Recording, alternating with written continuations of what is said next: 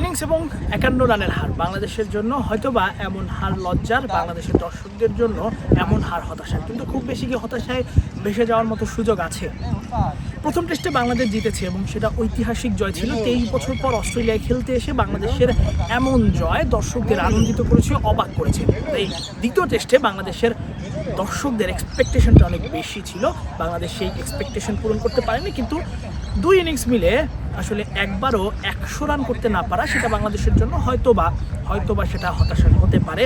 91 রানে দ্বিতীয় ইনিংসে অল আউট হয়ে গেছে বাংলাদেশ, আগের ইনিংসে 64 রানে অল আউট হয়ে গেছে। তো স্বাভাবিকভাবে বাংলাদেশের এমন ব্যাটিং পারফরমেন্সের সমালোচনা হতেই পারে, কিন্তু এই সিরিজ দিয়ে বাংলাদেশের প্রাপ্তি কিন্তু অনেকগুলো। এই সিরিজে বাংলাদেশের আসলে খুব বেশি হতাশার বা বাংলাদেশ দলকে নিয়ে খুব বেশি সমালোচনার কিছু নেই, কারণ তারা যেটা অঘটন ঠিক না, হয়তো অস্ট্রেলিয়ানরা বলতে পারে অঘটন বা অন্যরা বলতে পারে অঘটন, কিন্তু বাংলাদেশ যেটা করে দেখিয়েছে সেটা এক কথা ছিল দুর্দান্ত। বাংলাদেশ দল তাদের সেরা খেলাটা খেলেই প্রথম টেস্টে অস্ট্রেলিয়াকে হারিয়েছে। সেটা যে উইকেটেই হোক, যে কন্ডিশনে হোক, ডাজেন্ট ম্যাটার, বাংলাদেশ অস্ট্রেলিয়াকে অস্ট্রেলিয়ার মাটিতে হারিয়েছে। এটাই সব থেকে বড় ব্যাপার, এবং বাংলাদেশ করে দেখিয়েছে যে তারা অস্ট্রেলিয়াকে হারাতে পারে, এবং সেই করে দেখানোর প্রেক্ষিতেই দ্বিতীয় টেস্টে কিন্তু দর্শকদের প্রত্যাশাটা একটু বেশি ছিল, কিন্তু ক্রিকেটাররা সেই প্রত্যাশা পূরণ করতে পারেননি। ইন্ডিভিজুয়াল পারফরমেন্সেও কিন্তু ক্রিকেটাররা অনেক বেশি উজ্জ্বল ছিলেন। হাসান মাহমুদ 6 উইকেট নিয়েছেন, তানজিদ হাসান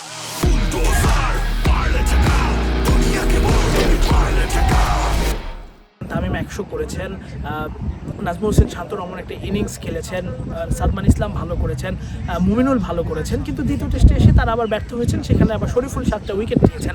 তাই খুব স্বাভাবিকভাবেই বাংলাদেশের ক্রিকেটারদের যারা ব্যক্তিগত পারফরমেন্স করেছেন তাদেরও নিশ্চয়ই এই সিরিজটা মনে থাকার কথা, এবং বাংলাদেশের দর্শকদেরও এই সিরিজটা মনে রাখা উচিত, কারণ এমন সিরিজ আপনি সবসময় পাবেন না। 23 বছর পর বাংলাদেশ অস্ট্রেলিয়ায় খেলতে এসেছে, Starc, Hazlewood, Cummins, Travis Head, Steven স্মিথের মতো ক্রিকেটারদের বিপক্ষে খেলেছে। তাদেরকে আসলে খুব বেশি দোষ দেওয়ার কিছু নেই, তারা যেটা খেলেছে সেটা এক কথায় অসাধারণ ছিল। হয়তো বা ব্যাটিংয়ে ভালো করতে পারতো, 100 রান করতে পারতো, কিন্তু উইকেটটা এবং টসটাই বাংলাদেশের আসলে বড় সমস্যা বাঁধিয়েছে। যদি বাংলাদেশ টসে জিততো তাহলে হয়তো বা ফলাফল অন্যরকম হতে পারতো, বা আরও খেলাটা 2 দিনের জায়গায় 3 দিন 4 দিন হতে পারতো। সেটা যেমন সত্যি, তেমনি বাংলাদেশের ব্যাটাররা ভালো করেনি, এটাও সত্যি। উইকেটটাও খুব একটা ভালো ছিল না, যদিও বলা হচ্ছে আসলে উইকেটটা ব্যাটিং উইকেট, বাংলাদেশ বাজে খেলেছে। হ্যাঁ, হতে পারে কয়েকজন ব্যাটাররা আউট, দৃষ্টিকটু লেগেছে। আবার একই সাথে এই উইকেটটা নিয়ে দুই ক্যাপ্টেন দুই রকম মতামত দিলেন। প্যাট কামিন্স বললেন ভালো উইকেট, কারণ তারা জিতেছেন, 1.5 দিনের একটু বেশি সময়ের মধ্যে খেলা শেষ হয়ে গেছে। আবার বাংলাদেশের অধিনায়ক বললেন এরকম উইকেটে তারা খেলেনি, অর্থাৎ এই ধরনের উইকেটে তাদের আসলে অভিজ্ঞতা নেই। আপনি শান্তকেও দোষ দিতে পারবেন না, প্যাট কামিন্সকেও দোষ দিতে পারবেন না, কিন্তু উপমহাদেশে যদি এমন উইকেটে খেলা হয়, যদি 1.5 দিনে খেলা শেষ হয়ে যায়, যদি একদিনে 18 উইকেট পড়ে যায়, তাহলে কিন্তু অনেক সমালোচনা হয়, অনেক লেখালেখি হয়। বাট আপনি যখন অস্ট্রেলিয়ার মাটিতে খেলছেন তখন কেন এই উইকেটের সমালোচনা হবে না? কেন হোস্ট দলের অধিনায়ক বলবেন এটা ভালো উইকেট? সেটা যদি শান্ত বলতেন, মিরপুরে যদি খেলা হতো, স্পিনিং ট্র্যাক হতো, অস্ট্রেলিয়াকে যদি 1.5 দিনে বাংলাদেশ হারিয়ে দিত, তখন কিন্তু শান্ত ভালো উইকেট বললে সেটা আরও বেশি সমালোচনা হয়ে যেত। কিন্তু প্যাট কামিন্সের বেলায় সেই সমালোচনাটা হচ্ছে না। এটাই প্রমাণ করে আসলে দুই দলের আসলে তারা কি ভাবছে উইকেট নিয়ে, বা তাদের ভাবনাটা কি।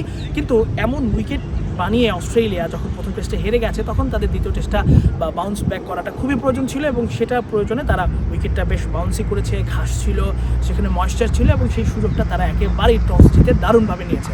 কিন্তু যেমনটা বললাম, শুরুতেই বলেছি যে এই টেস্টটা আসলে বাংলাদেশের স্মরণীয়। এই টেস্ট আমাদের জন্য, যারা বাংলাদেশ থেকে সাংবাদিকরা এসেছিলেন তাদের জন্য স্মরণীয়, এবং এটা আসলে ভুলে যাওয়ার মতো নয়। 23 বছর পর অস্ট্রেলিয়ায় এসে আপনি যখন টেস্ট জিতবেন, সেটা সারা জীবনের স্মৃতি, সারা জীবন মনে রাখার মতো, গর্ব করে বলার মতো একটা স্মৃতি। নিশ্চয়ই দর্শকদের জন্য, যারা এটা আসলে সরাসরি বাংলাদেশের বসে টিভিতে দেখেছে তাদের জন্য, কারণ এমন সুযোগ আসলে সবসময় আসে না, এমন সুযোগ গত 23 বছরে আসেনি। তাই এই সিরিজটা মনে রাখবেন, সেই সাথে মনে রাখবেন বাংলাদেশের দলের ক্রিকেটারদের, তাদের ব্যাপারে আসলে হতাশ হওয়ার কিছু নেই। তারা যেমন প্রস্তুতি ম্যাচে 58 রানে অল আউটের পর অস্ট্রেলিয়াকে হারিয়েছে, জিম্বাবুয়ের কাছে হেরে এসে অস্ট্রেলিয়ার সাথে জিতেছে, তেমনি 2 ইনিংসে 100 করতে না পারলেও এই দলটা বা এই ব্যাটাররা আবার বড় রান করার যে সামর্থ্য রাখে, সেটাও আপনাকে বিশ্বাস করতে হবে। এতক্ষণ আপনাদের সঙ্গে ছিলাম আমি, তাসফিক পলক। পুরো সিরিজ জুড়ে আপনাদের সামনে এসেছি, কথা বলেছি, বিশ্লেষণ করেছি, বিভিন্ন আপডেট জানিয়েছি। আপনারাও আমাদের সাথে ছিলেন, ক্রিক ফ্রেন্ডসের সাথে ছিলেন। নিশ্চয়ই এই সিরিজের পর আবারও নতুন কোনো সিরিজ আপনাদের সাথে দেখা হবে। এখন বিদায় নিচ্ছি মাকাইয়ের গ্রেট ব্যারিয়ার রিফ অ্যারেনা থেকে, অস্ট্রেলিয়া থেকে। আপনারা ভালো থাকবেন, সুস্থ থাকবেন।